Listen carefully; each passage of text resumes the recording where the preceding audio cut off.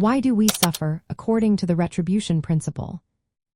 Imagine a world where everything happens for a reason, where pain and hardship are not random but part of a divine plan. That's what the retribution principle suggests. This idea comes from Old Testament teachings, especially in the books of Deuteronomy and Leviticus. It says that suffering is a direct result of sin or disobedience to God's commands.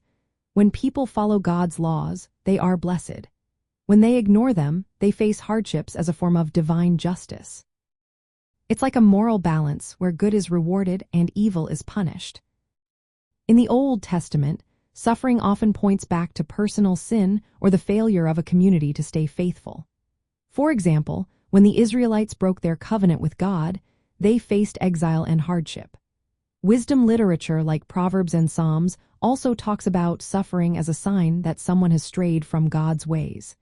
These texts encourage people to reflect and turn back to God through repentance.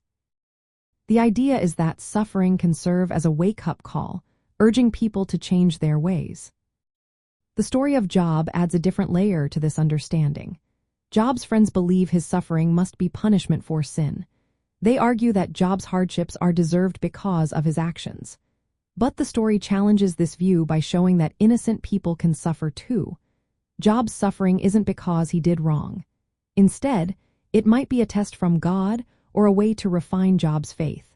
The story suggests that suffering isn't always about punishment. Sometimes it's part of a larger divine purpose that we might not see right away. In the New Testament, the retribution idea is expanded. Jesus, suffering on the cross, shows that pain can have a redemptive purpose. Jesus teaches that those who suffer for doing what is right are blessed. The Apostle Paul explains that suffering can produce perseverance, character, and hope. He reminds believers that current hardships are temporary compared to the future glory promised by God. Understanding suffering through this lens encourages us to examine ourselves and seek forgiveness when we face difficulties. It also teaches us to trust that God's justice and plans are bigger than our immediate experiences.